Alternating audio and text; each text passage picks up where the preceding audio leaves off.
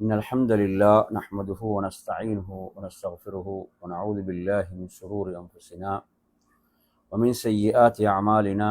من يهده الله فلا مضل له ومن يضلل فلا هادي له، وأشهد أن لا إله إلا الله وحده لا شريك له، وأشهد أن محمدا عبده ورسوله. أما بعد، يا أيها الذين آمنوا اتقوا الله حق تقاته ولا تموتن إلا وأنتم مسلمون. يا أيها الناس اتقوا ربكم الذي خلقكم من نفس واحدة وخلق منها زوجها وبث منهما رجالا كثيرا ونساء، واتقوا الله الذي تساءلون به والأرحام إن الله كان عليكم رقيبا. يا أيها الذين آمنوا اتقوا الله وقولوا قولا سديدا يصلح لكم أعمالكم ويغفر لكم ذنوبكم، ومن يطع الله ورسوله فقد فاز فوزا عظيما. فإن أصدق الحديث كتاب الله، وخير الهدي هدي محمد صلى الله عليه وسلم، وشر الأمور محدثاتها، وكل محدثة بدعة، وكل بدعة ضلالة، وكل ضلالة في النار. அன்பிற்குரிய என் அருமை சகோதரர்களே, அஸ்ஸலாமு அலைக்கும் வரஹ்மத்துல்லாஹி வபரகாத்துஹு. இன்றைய நமது மார்க்க வகுப்பிலே ஷைத்தானின் நுழைவாயில்கள் என்ற இந்த தலைப்பினூடாக அல் குர்ஆன் சுன்னாவிலிருந்து சில செய்திகளை உங்களுக்கு நினைவூட்ட ஆசைப்படுகின்றேன்.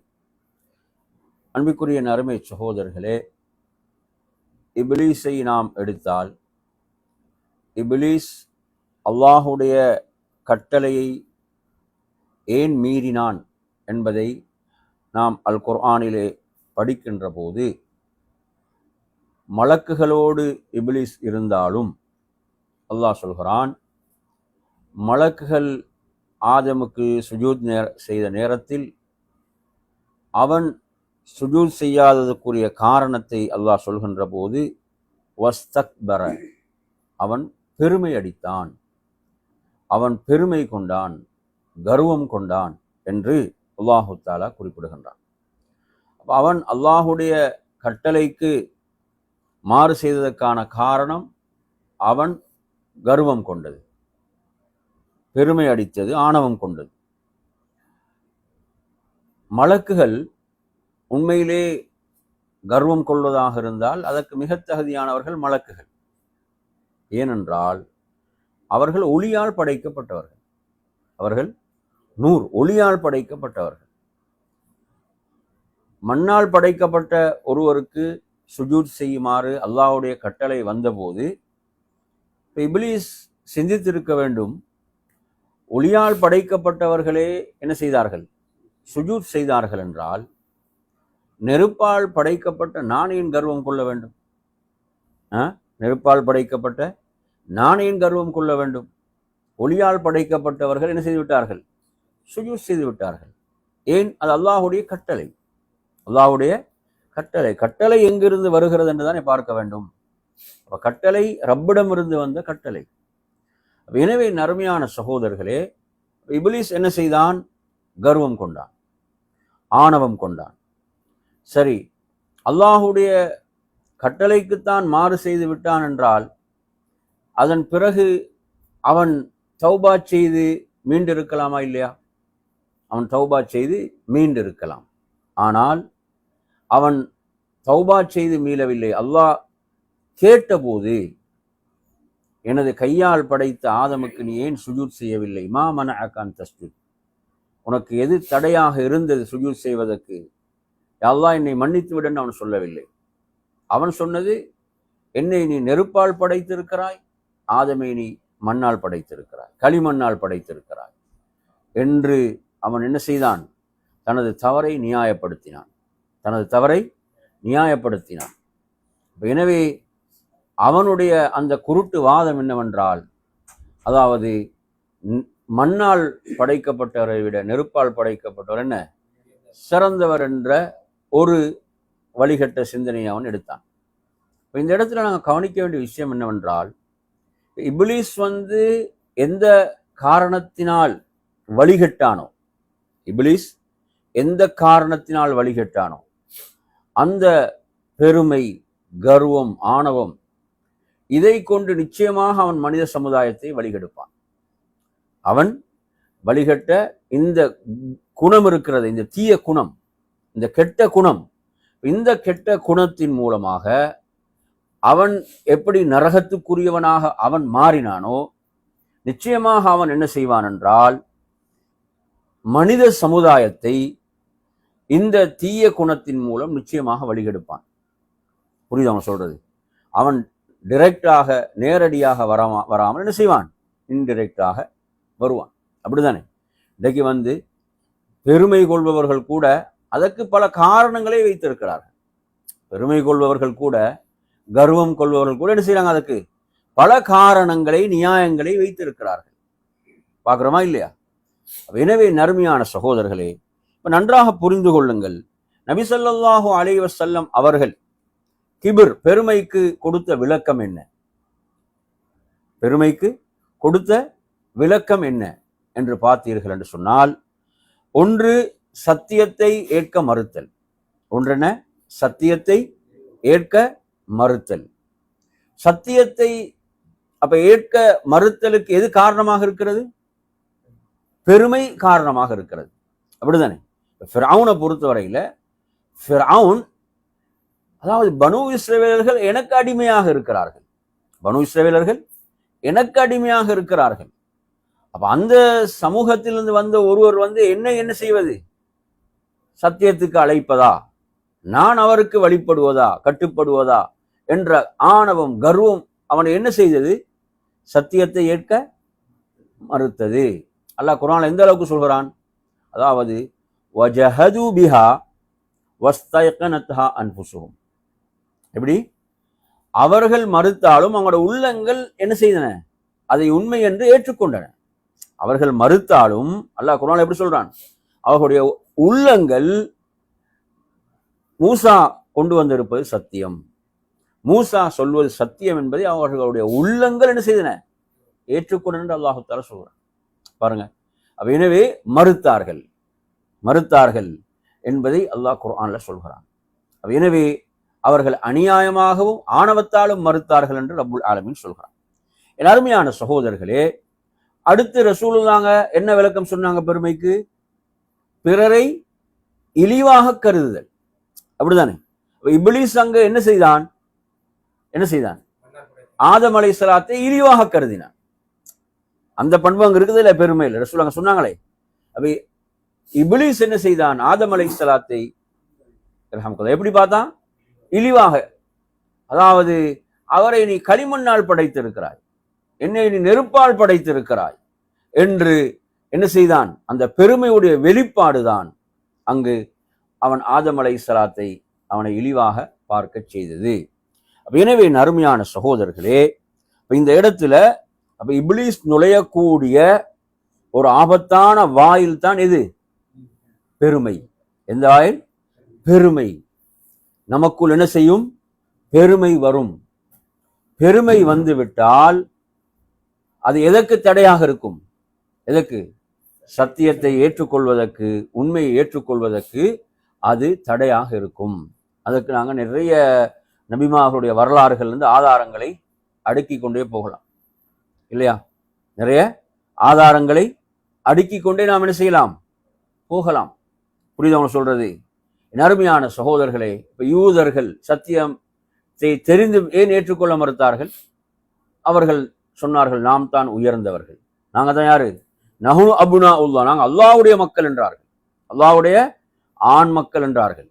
அருமையான சகோதரர்களே, இப்ப பெருமை, கர்வம், ஆணவம் என்ன செய்யும் என்றால் இந்த சத்தியத்தை ஏற்பதற்கு தடையாக இருக்கும். இப்லீஸ் நுழையக்கூடிய, ஷைத்தான் நுழையக்கூடிய ஒரு ஆபத்தான ஒரு வழிதான் இது. இது நீங்க எடுத்தீங்கன்னு சொன்னா ஒவ்வொருவருக்கும் அவருடைய நிலையை பொறுத்து இது இருக்கும். அப்படிதானே? சிலவங்க பார்த்தீங்கன்னு சொன்னா, அதாவது பெருமை இல்லை என்று சொல்லிக்கொண்டே என்ன செய்வார்கள்? அவர்களிடம் பெருமை இருக்கும். அப்படி சொல்வதே எதற்காக இருக்கும்? பெருமைக்காக இருக்கும். சில நேரங்கள்ல அவர்கள் சொல்வதே என்னதான்? அது கூட பெருமைக்காக இருக்கும். அப்படி கூட ஷைத்தான் என்ன செய்வான்? அவர்களை வழிகெடுப்பான். அப்ப இந்த இந்த தீய குணம் என்ன செய்யும்? பல வடிவங்கள்ல வெளிப்படும். நல்லா புரிஞ்சுக்கோங்க, பல வடிவங்களில் வெளிப்படும். அதில் நாங்கள் மிக கவனமாக இருக்க வேண்டும். சரி, இதற்கு நாங்க இஸ்லாம் சொல்லக்கூடிய தீர்வுகள் என்ன? இந்த சைத்தானுடைய இந்த ஆபத்தான இந்த நுழைவாயில், இந்த சூழ்ச்சி, அப்ப இதுல இஸ்லாம் நமக்கு சொல்லக்கூடிய தீர்வுகள் என்ன?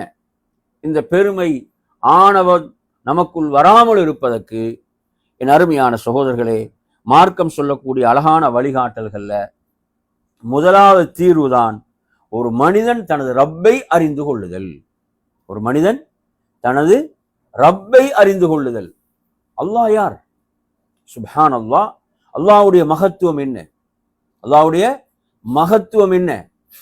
நாங்க எப்படி ஹதீஸ படிக்கிறோம்? அல்லாஹு தஆலா வானங்களை எல்லாம் சுருட்டி எங்கு வைப்பானாம்? தனது ஒரு விரலில் வைப்பானாம். சுப்ஹான் அல்லாஹ். அப்ப நாங்க பெருமை அடிக்க முடியுமா? நினைச்சு பாருங்க. அப்ப படைத்த ரப்பை நாம் சரியாக அறிந்து கொண்டால், படைத்த ரப்பை நாம் சரியாக அவனது பேராற்றலையும் அவனது கண்ணியத்தையும் அவனது அதிகாரத்தையும் நாம் அறிந்து கொள்வோமாக இருந்தால் நாம் என்ன செய்ய மாட்டோம்? நாம் பெருமை கொள்ள மாட்டோம். அல்லாஹ் அவன் யார்? அவன் மகத்தானவன், அவன் உயர்வானவன், அவனது கண்ணியம் சிறப்பு. இது நாங்க இதற்கு தீர்வாக சொல்லக்கூடிய முதலாவது வழிகாட்டல். எத்தனாவது வழிகாட்டல்? முதன்மையான வழிகாட்டல். இரண்டாவது வழிகாட்டல் என் அருமையான சகோதரர்களே, ஒரு மனிதன் தன்னை அறிந்து கொள்ள வேண்டும். ஒரு மனிதன் நான் யார்? நான் யார்? நான் எவ்வளவு அற்பமான ஒரு இந்திரிய துளியிலிருந்து படைக்கப்பட்டவன். ஒரு அற்பமான ஒரு விந்து துளியிலிருந்து நான் என்ன செய்யப்பட்டவன்? படைக்கப்பட்டவன். அப்ப நான் எப்படி கர்வம் கொள்ள முடியும்? நாம் நமது நிலையை என்ன செய்ய வேண்டும்? எண்ணி பார்க்க வேண்டும். அல்லாஹ் எப்படி சொல்றான் குர்ஆன்ல? வல்லாஹு அஹ்ரஜகும் மின் புத்தூனி உம்மஹாதிக்கும் லா தஅலமூன ஷைஆ. நீங்கள் எதையும் அறியாத நிலையில் தான் அல்லாஹ் உங்களை உங்களுடைய தாயின் வயிற்றிலிருந்து வெளியாக்கினான். எதுவுமே தெரியாது. அப்படியே இல்லையா? இப்ப நினைச்சு பாருங்க, ஒரு குழந்தையாக இருக்கக்கூடிய நிலை எடுத்து பாருங்க. ஒரு கால்நடையை நீங்க எடுத்தாலும், ஒரு ஆட்டை எடுத்தாலும், ஒரு மாட்டை எடுத்தாலும், அது பிறந்தவுடன் பசியாண்டா எங்க ஓடுது? தாயுடைய மடியை நோக்கி செல்கிறது.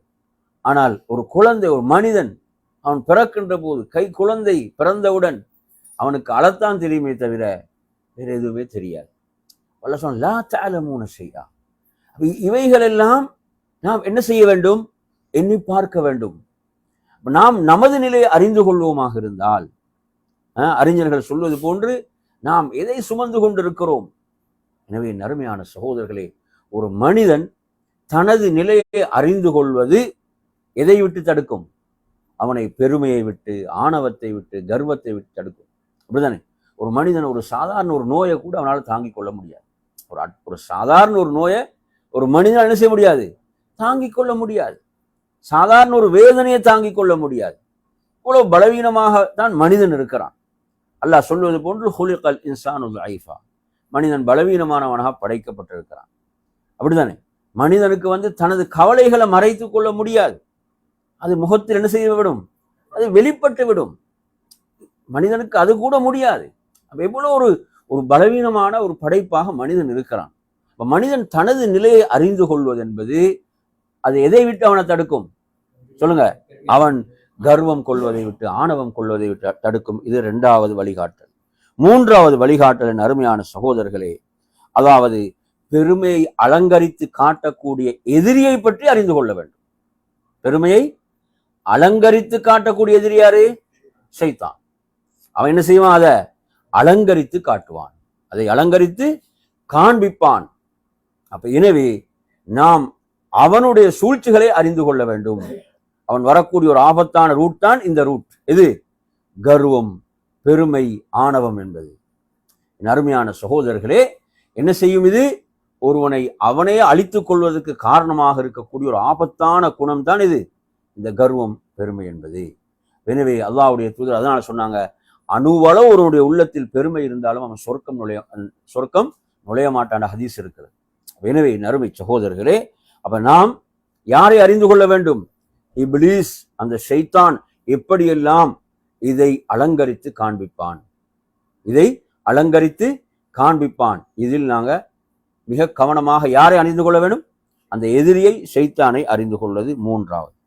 நாலாவது என் அருமையான சகோதரர்களே, இதில் நாம் அறிந்து கொள்ள வேண்டிய விஷயம் என்னவென்றால், பெருமையுடைய பேராபத்துகள் என்ன, பெருமை கர்வம் ஆணவத்தினுடைய பேராபத்துகள் என்ன என்பதை நாம் குர்ஆனிலிருந்து ஹதீஸிலிருந்து படிக்க வேண்டும். குர்ஆனிலிருந்து ஹதீஸ்லிருந்து படிக்க வேண்டும். நபி ஸல்லல்லாஹு அலைஹி வஸல்லம் ஒரு ஹதீஸை சொல்றாங்க, திர்மிதியில 2492 வருகிறது. அதாவது இந்த உலகத்தில் கர்வம் கொண்டவர்கள், பெருமை அடித்தவர்கள் நாளை மறுமையில எப்படி எழுப்பப்படுவாங்க, நாளை மறுமையில் எப்படி எழுப்பப்படுவார்கள் என்றால் ரசூலுல்லாஹ் சொல்றாங்க, அற்பமான எறும்புகளை போன்று. சுப்ஹானல்லாஹ், அற்பமான எறும்புகளை போன்றென்று அல்லாஹுடைய தூதர் ஸல்லல்லாஹு அலைஹி வஸல்லம் சொல்கிறார்கள்.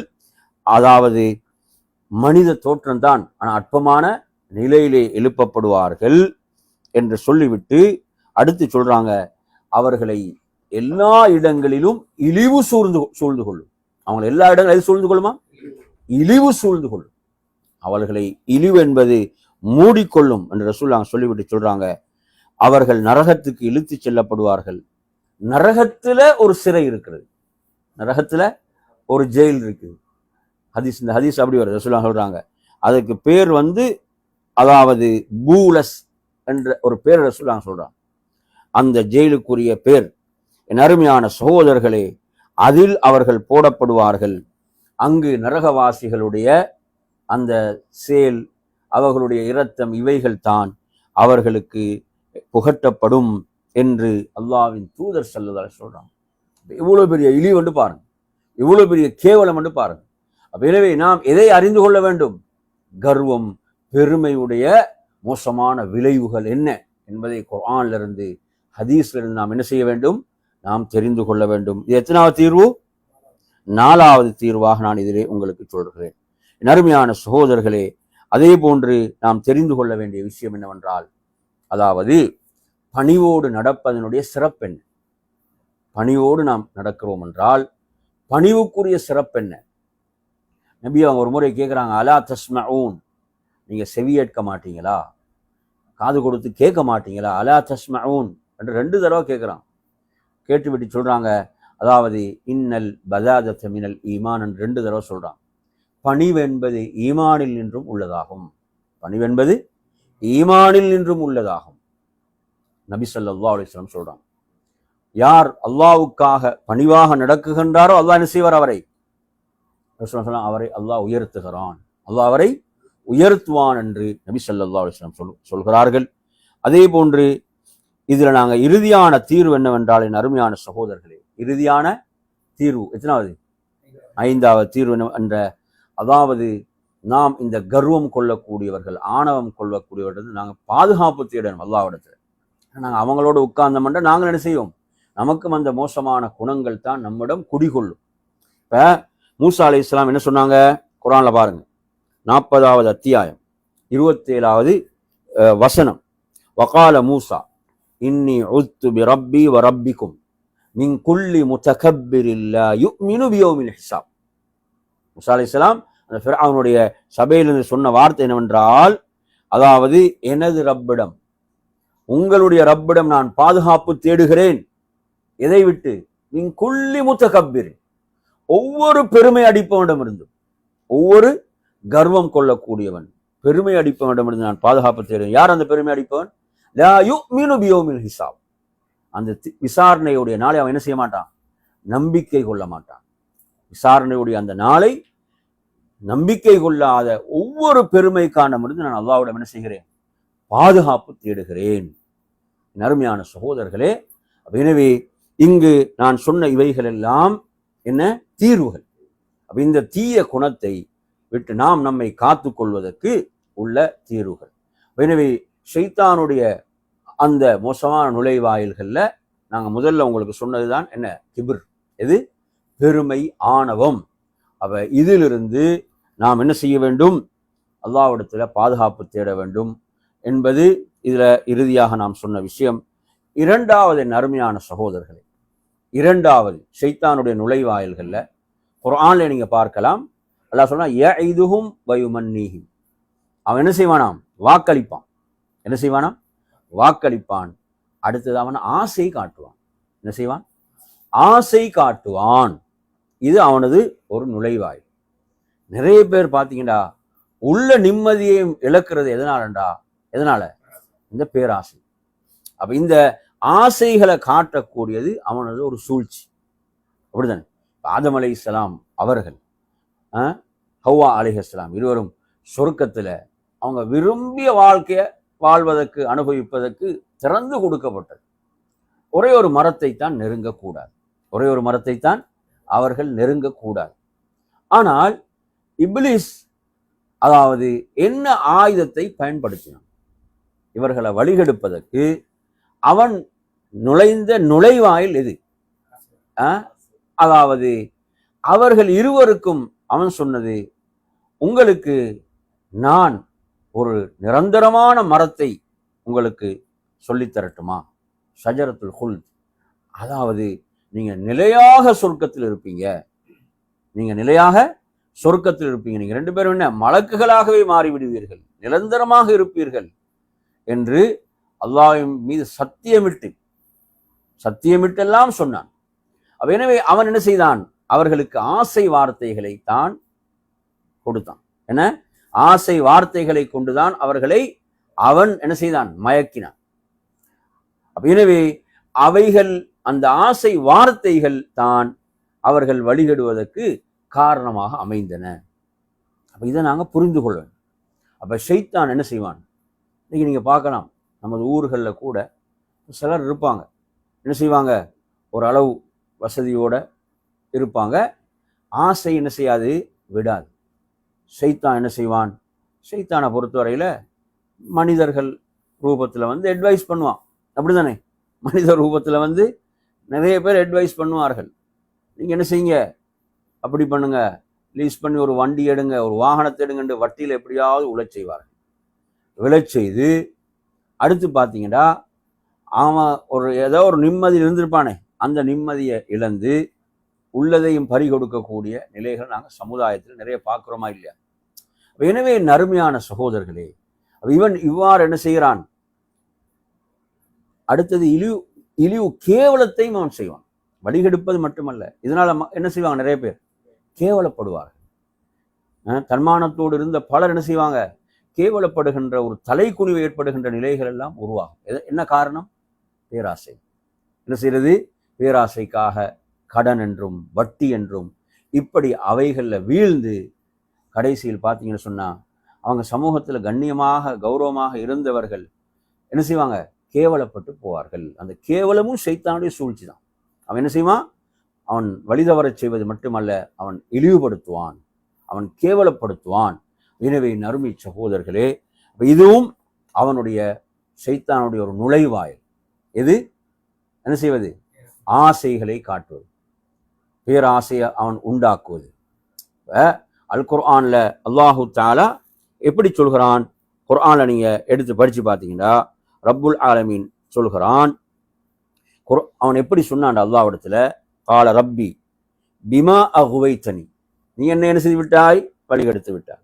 லவ் ஸய்யினன்ன லஹும் ஃபில் அர்தி, பூமியில் உள்ளவற்றை நான் அவர்களுக்கு அழகாக காண்பிப்பேன்.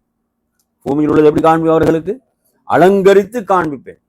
அலங்கரித்து காண்பித்தான் அவன் என்ன செய்வான்? அதை அடைகிறதுக்கு விரும்புவான். அதை அடைய எப்ப விரும்புவான்?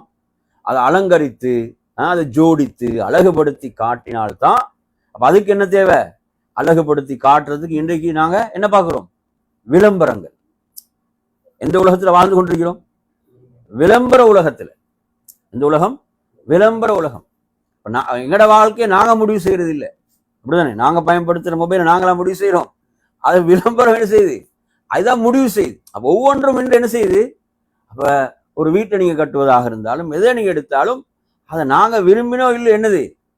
சில நேரம் பாத்தீங்கன்னா சிலவங்க சொல்லுவாங்க, இந்த டைல்ஸ் இருக்குதானே, இது சில நோய்களுக்கெல்லாம் கூடாதுன்னு. அதுதான் என்னதான் அது? ஏன் அப்படித்தான் அது ஒரு மயக்கப்பட்ட அப்படி ஆகிவிட்டது. அப்ப இந்த வாழ்க்கைக்கு நாம் என்ன செய்து விட்டோம்? நாம் பழகிவிட்டோம் என்ற ஒரு நிலை. பாருங்க அல்லாஹ் எப்படி சொல்ற இந்த இடத்துல, அதாவது இப்லீஸ் ரப்பிடத்துல எப்படி சொன்னான் என்பதை அல்லாஹ் இங்கு சொல்கிறான். பூமியில் உள்ளவற்றை நான் அவர்களுக்கு என்ன செய்வேன்? அலங்கரித்து அழகுபடுத்தி நான் காண்பிப்பேன். அவர்கள் அனைவரையும் நான் வழிகெடுப்பேன். உனது இஹ்லாஸான அடியார்களை தவிர. எனவே நறுமையான சகோதரர்களே, இப்போ நீங்க பாருங்க, அது இந்த இடத்துல அவன் என்ன செய்வான்? பேராசை என்று சொன்னால் சும்மா உருவாக அதை அலங்கரித்து அழகுபடுத்தி காண்பிப்பதற்கு என்னென்ன வழிவகைகள் இருக்கின்றனோ அந்த அனைத்தும் என்ன செய்வான்? அவன் பயன்படுத்துவான், அவற்றை அவன் பயன்படுத்துவான். இப்போ நாம் ஒரு மூமின் தான் அல் குர்ஆன் எப்படி சொல்கிறது, சுன்னா எப்படி சொல்கிறது என்பதை படித்து விளங்கி புரிந்து அவன் செயல்பட வேண்டும். அல்லாஹு தாலா அல் குர்ஆனிலே சொல்லுகின்ற போது சொல்கிறான், வலா யகுர்ரன்னக்கும் பில்லாஹில் கரூர். எப்படி வருது? வலா யகுர்ரன்னக்கும் பில், அதுக்கு முந்தி வருது அப்படின்னா வலா ஃபலா தகுர்ரன்னக்குமுல் ஹயாத்து துன்யா. எப்படி வருது?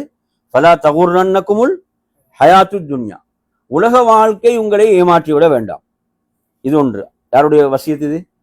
அல்லாஹுடைய, ரப்புடைய வசியத். உலக வாழ்க்கை உங்களை ஏமாற்றிவிட வேண்டாம். அடுத்து என்ன? வலா யகுர்ரன்னக்கும் பில்லாஹில் கரூர். அல்லாஹுவை விட்டு உங்களை ஏமாற்றுபவன் ஏமாற்றிவிட வேண்டாம். யார் ஏமாற்றுபவன்? ஷைத்தான். ஏன்னா அடுத்த வசனமே வருது பாருங்க, இன்ன ஷைத்தான் லக்கும் அதுவும். நிச்சயமாக ஷைத்தான் உங்களுடைய எதிரி. ஃபத்தஹிதூஹு அதுவா. அவனை நீங்கள் எதிரியாகவே எடுத்துக்கொள்ளுங்கள். இன்னமா யதுஉ ஹிஸ்பஹு லியகூனு மின் அஸ்ஹாபிஸ் ஸஈர். எனவே அவன் அழைப்பது எதன் பக்கம்? நரகத்துக்குரியவர்களாக ஆகிவிட வேண்டும் என்பதன் பக்கம்தான் அவன் தனது கூட்டத்தோடு அழைத்து கொண்டிருக்கிறான். இது 35வது அத்தியாயத்துடைய 5, 6 ஆகிய வசனங்கள். இந்த வசனங்கள் மிக தெளிவாக சொல்கிறது, ஏமாற்றுபவன் உங்களை என்ன செய்து விட வேண்டாம்? ஏமாற்றுவன். அப்ப என்ன செய்வான்? அவன் ஏமாற்றுவதற்கு என்னென்ன டெக்னிக்குகள் எல்லாம், சூழ்ச்சிகளை எல்லாம் கையாள முடியுமோ அனைத்தையும் அவன் என்ன செய்வான்? கையாள்வான். அப்ப எனவே நறுமையான சகோதரர்களே, அடுத்து நீங்க பாருங்க, அடுத்து இன்னொரு அவன் நுழையக்கூடிய ஒரு ஆபத்தான வழிதான். அதற்கு அடுத்து நடந்த பூமியில் நடந்த பாவம்.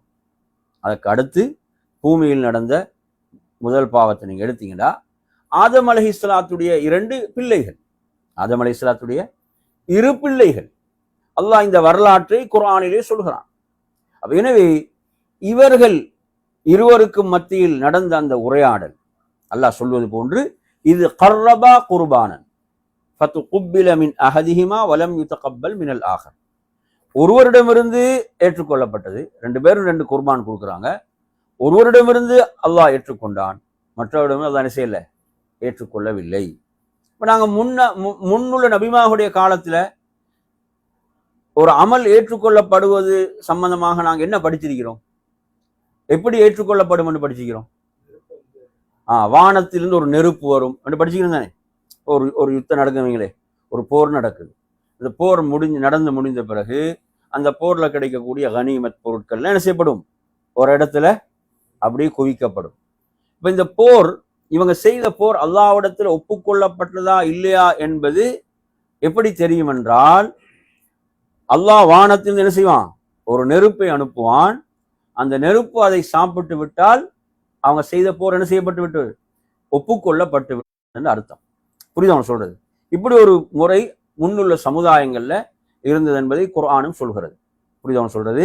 எனவே இந்த இருவருடைய அமல்கள்ல அது எப்படின்னு வரல, அல்லாஹ் ஏற்றுக்கொண்டான். அந்த ஒருவருடைய அமல் செயலை அல்லாஹ் ஏற்றுக்கொண்டான், மற்றவருடைய என்ன செய்யல? ஏற்றுக்கொள்ளப்படவில்லை. சரி, இந்த இடத்துல உண்மையில நீங்க எடுத்தீங்கன்னா, ஏற்றுக்கொள்ளப்படாதவர் என்ன செய்திருக்க வேண்டும்? அல்லாஹ்விடத்துல மன்னிப்பை பிரார்த்தித்திருக்க வேண்டும். யா அல்லாஹ், என்னை என்ன செய்து விடு? மன்னித்து விடு. நான் செய்த இந்த அமல்ல என்னிடம் என்ன செய்து விட்டது? குறை ஏற்பட்டு விட்டது. அதனால்தான் என்ன செய்யப்படல? என்னிடம் இருந்து இது ஏற்றுக்கொள்ளப்படவில்லை என்று அவர் தன்னை என்ன செய்திருக்க வேண்டும்? திருத்தி கொண்டிருக்க வேண்டும். அதானே முறை அதுல. ஆனால் அங்கு என்ன நடக்கிறது அப்படின்னு பார்த்தீங்கன்னு சொன்னா, அவர் சொல்கிறார் தனது சகோதரனை பார்த்து, நான் உன்னை கொன்று விடுவேன், நான் உன்னை கொன்று விடு. அதை விட ஆபத்தான ஒரு முடிவுக்கு போகிறார். அதை விட ஆபத்தான ஒரு டேஞ்சரான முடிவுக்கு போகிறார். கால லஅக்துல் அன்னக். அவர் என்ன சொல்றாரு? கால இன்னமா யதகப்பலுல்லாஹு மினல் முத்தகீன். அல்லாஹ் யாரிடமிருந்து ஏற்றுக்கொள்வான் என்றால் முத்தகீன்கள், யாரிடமிருந்து? பயபக்தி உள்ளவர்களிடமிருந்து அல்லாஹ் ஏற்றுக்கொள்வான். அப்போ நீ என்ன செய்யணும்? இப்ப ஒரு தக்வா உடையவனாக, பயபக்தி மிக்கவனாக உன்னை மாற்றிக்கொள்ள வேண்டும். புரியுது அவன் சொல்றது? அதாவது லைம் பசத்த எதக இளையலி அக்துலக், அதாவது என்னை கொள்வதற்காக நீ உனது கையை என் பக்கம் நீட்டினாலும் நான் என்ன செய்ய மாட்டேன், உன்னை கொள்வதற்கு எனது கையை நீட்ட மாட்டேன், நான் அந்த தவறை செய்ய மாட்டேன். புரியுது அவன் சொல்றது என்று அவர் சொல்கிறார். எனவே இதெல்லாம் எதை எடுத்து காட்டுது? அவரிடமிருந்து அமல் ஒப்புக்கொள்ளப்படுவதற்கான தகுதி அவரிடம் இருந்தது.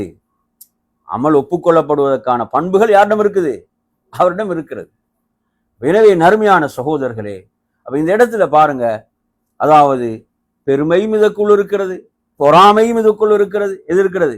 பொறாமை. புரியுதான் சொல்றது. அப்ப எனவே அவர் அதுக்கெல்லாம் அவ்வளவு தனது சகோதரன் உபதேசம் செய்தும் இவ்வாறு செய்துவிட்டால் நீ நரகத்துக்குரியவரா ஆகிவிடுவா என்றெல்லாம் சொன்ன பிறகும் அவர் என்ன செய்கிறார்? தனது சகோதரனையே கொன்று விடுகிறார் என்று சொன்னால், என் அருமையான சகோதரர்களே, இது என்ன செய்து? பொறாமை என்ற அந்த ஆபத்தான ஒரு விஷயம், ஷைத்தான் நுழைகின்ற ஒரு பயங்கரமான வாயில். அது பயங்கரமான வாயில். என் அருமையான சகோதரர்களே, பொறாமையில மோசமானது என்ன? பொறாமையில ஆக மோசமானது நாங்கள் எதை சொல்லுவோம்? அறிஞர்கள் எதை சொல்லுவாங்க? பொறாமையில ஆக மோசமானது என்று சொன்னால் எதை அறிஞர்கள் அடையாளப்படுத்துவாங்க? சொல்லுங்க பாபு. எனக்கு நினைஞ்சா கிடைக்காவிட்டாலும் பரவாயில்லை, அவனுக்கு கிடைக்கக்கூடாது. எப்படி? எனக்கு கிடைக்காவிட்டாலும் பரவாயில்லை, அவனுக்கு கிடைக்கக்கூடாது. இதுதான் ஆக டேஞ்சரானது. புரியுதான் சொல்றது. அடுத்த கட்டம் ஒன்று இருக்குது. அவன் சொல்றது அடுத்த கட்டம் எப்படி இருக்கும்? இல்லைங்கச்சா, அவனுக்கு கிடைச்சா என்னல்ல, பரவாயில்ல, அவனுக்கு கிடைச்சா பரவாயில்லன்ற ஒரு நிலை இருக்கும். இப்படி பொறாமையுடைய பயங்கரமான வடிவங்கள் இருக்கின்றன. என் அருமையான சகோதரர்களே, அப்ப ஷைத்தான் நுழைகின்ற ஒரு மோசமான வாயில் இது. ரசூலுல்லாஹ் இதை பற்றி எப்படி சொன்னார்கள்? எப்படி என்றால், விறகு, அந்த விறகு எப்படி நெருப்பு விறகை சாப்பிடுகிறதோ அது போன்று நன்மைகளை சாப்பிடு விடுகின்ற ஒரு பாவம் தான் இது பொறாமை என்று அல்லாஹுடைய தூதர் எச்சரித்தார்கள். எனவே ஷைத்தான் நுழைகின்ற ஒரு மோசமான வாயிலாக இது இருக்கிறது. என்ன சொல்றது? எது? இந்த பொறாமையுடைய வாயில். ரசூலுல்லாஹ் சொன்னாங்க, ஒருவருடைய உள்ளத்தில் 2 விஷயம் ஒன்று சேராதன்னா, ஒருவருடைய உள்ளத்தில் 2 விடயங்கள் ஒன்று சேராது. ஈமானும் பொறாமை. ஈமானும் பொறாமை. ஈமானுடா என்ன?